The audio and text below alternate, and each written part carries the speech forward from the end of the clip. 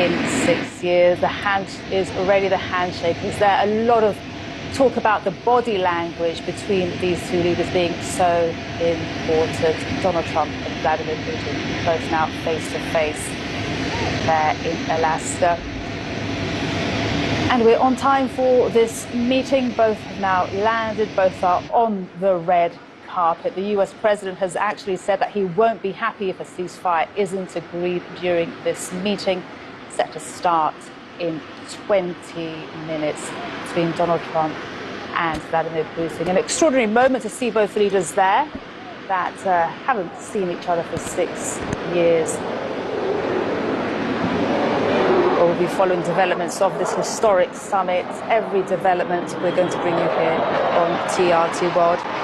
And this is an important meeting point for both. Alaska, separated by just 55 miles, 90 kilometers, the narrowest point of the Bering Strait in 1867. And as the Russian presidential assistant said, pointed out that these two countries are actually neighbors.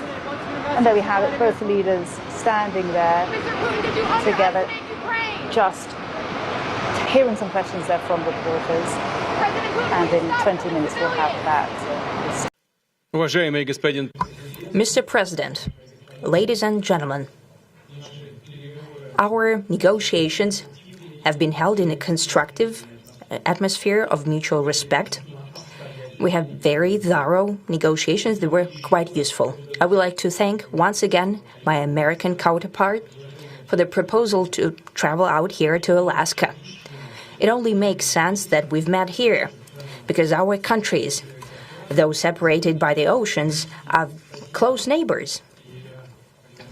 So when we've met, when I came out of the plane and I've said,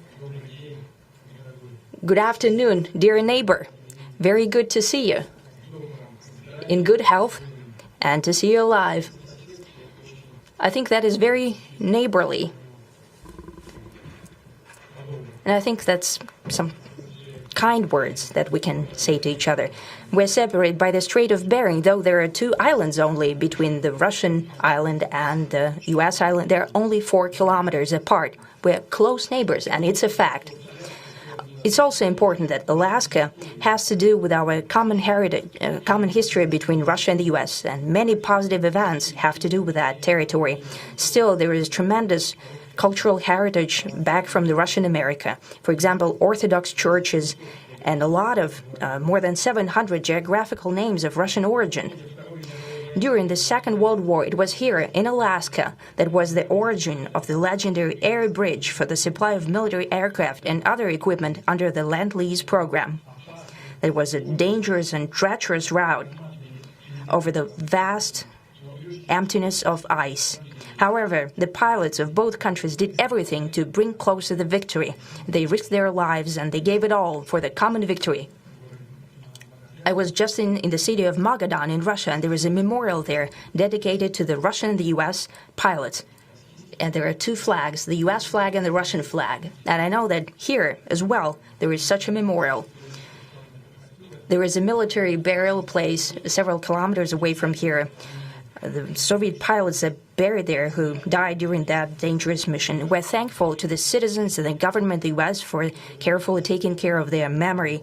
I think that's very worthy and noble. We'll always remember other historical examples when our countries defeated common enemies together in the spirit of battle camaraderie and allyship that supported each other and facilitated each other.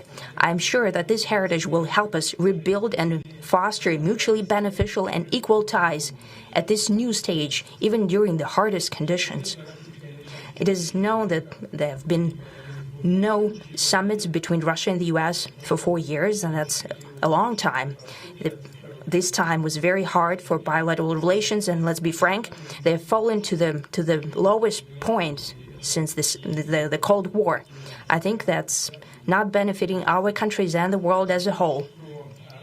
It is apparent that sooner or later we had to amend the situation to move on from the confrontation to dialogue. And in this case, a personal meeting between the heads of state has been long overdue. Naturally, under the condition of serious and painstaking work, and this work has been done in general. Me and President Trump have very good direct contact. We've spoken multiple times. We spoke frankly on the phone. And Special Envoy of the President, Mr. Witkoff, traveled out to Russia several times. Our advisors and heads of foreign ministries kept in touch all the time. And you know fully well that one of the central issues was the situation around Ukraine. We see the strive of the administration and President Trump personally to help facilitate the resolution of the Ukrainian conflict. And his strive to get to the crux of the matter, to understand this history, is precious.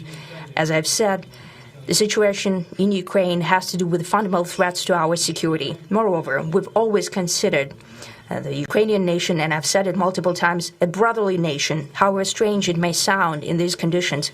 We have the same roots, and everything that's happening is a tragedy for us and terrible wound. Therefore, the country is sincerely interested in putting an end to it. At the same time, we're convinced that in order to make the settlement lasting and long-term, we need to eliminate all the primary roots, the primary causes of that conflict. And we've said it multiple times, to consider all legitimate concerns of Russia and to reinstate a just balance of security in Europe and in the world on the whole. And I agree with President Trump, as he has said today, that naturally the security of Ukraine should be ensured as well. Naturally, we are prepared to work on that.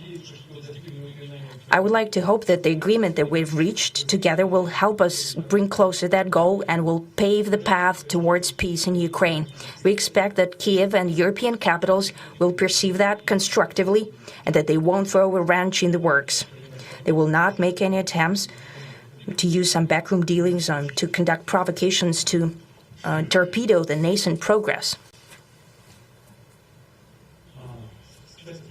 Incidentally, when the new administration came to power, bilateral trade started to grow.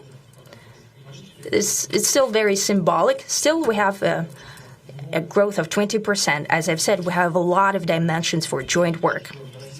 It is clear that the U.S. and Russian investment and business cooperation has tremendous potential. Russia and the U.S. can offer each other so much in trade, digital, high-tech, and in space exploration. We see that Arctic cooperation is also very possible, and our international context, for example, between the Far East of Russia and the West Coast of the U.S.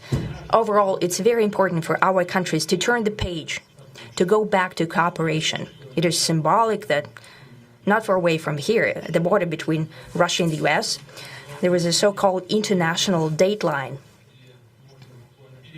I think you can step over, literally, from yesterday into tomorrow. And I hope that we'll succeed in that, in political sphere.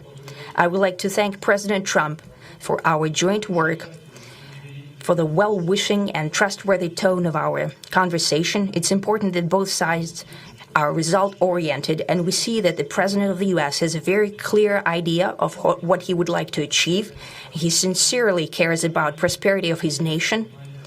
Still, he understands that Russia has its own national interests. I expect that today's agreements will be the starting point, not only for the solution of the Ukrainian issue, but also will help us bring back business-like and pragmatic relations between Russia and the U.S. And in the end, I would like to add one more thing.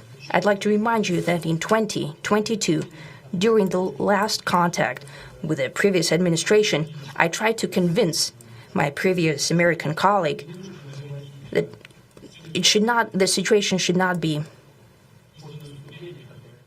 brought to the point of no return when it would come to hostilities. And I said it quite directly back then that it's a big mistake. Today, when President Trump saying that if he was the president back then, there will be no war. And I'm quite sure that it would indeed be so. I can confirm that. I think that overall, me and President Trump have built a very good, business-like and trustworthy contact. And I have every reason to believe that moving down this path, we can come, and the sooner the better, to the end of the conflict in Ukraine. Thank you. Thank you. Well, thank you very much, Mr. President. That was very profound. And I will say that I believe we had a very productive meeting. There were many, many points that we agreed on, most of them, I would say, a couple of big ones that we haven't quite gotten there, but we've made some headway. So there's no deal until there's a deal. I will call up NATO in a little while. I will call up the various people that I think are appropriate, and I'll, of course, call up President Zelensky and tell him about today's meeting. It's ultimately up to them. They're going to have to agree with what Marco and Steve and some of the great people from the Trump administration who've come here, Scott and John Ratcliffe, thank you very much. But we have some of our really great leaders. They've been doing a phenomenal job. We also have some tremendous Russian business representatives here, and I think everybody wants to deal with us. We've become the hottest country anywhere in the world in a very short period of time, and we look forward to that. We look forward to dealing. We're going to try and get this over with. We really made some great progress today. I've always had a fantastic relationship with President Putin, with Vladimir. We had many tough meetings, good meetings. We were interfered with by the Russia hoax. That made it a little bit tougher to deal with, but he understood it. I think he's probably seen things like that during the course of his career. He's seen it all, but we had to put up with the Russia hoax. He knew it was a hoax, and I knew it was a hoax, but what was done was very criminal. But it made it harder for us to deal as a country in terms of the business and all of the things that we'd like to have dealt with. But we'll have a good chance when this is over. So just to put it very quickly, I'm going to start making a few phone calls and tell them what happened. But we had an extremely productive meeting, and many points were agreed to. There are just a very few that are left. Some are not that significant. One is probably the most significant, but we have a very good chance of getting there. We didn't get there, but we have a very good chance of getting there. I would like to thank President Putin and his entire team, whose faces, who I know in many cases, other than that, whose faces I get to see all the time in the newspapers. You're almost as famous as the boss, but especially this one right over here. But we had some good meetings over the years, right? Good, productive meetings over the years, and we hope to have that in the future. But let's do the most productive one right now. We're going to stop really 5, 6, 7,000, thousands of people a week from being killed, and President Putin wants to see that as much as I do. So, again, Mr. President, I'd like to thank you very much, and we'll speak to you very soon and probably see you again very soon. Thank you very much, Vladimir. Next time in Moscow.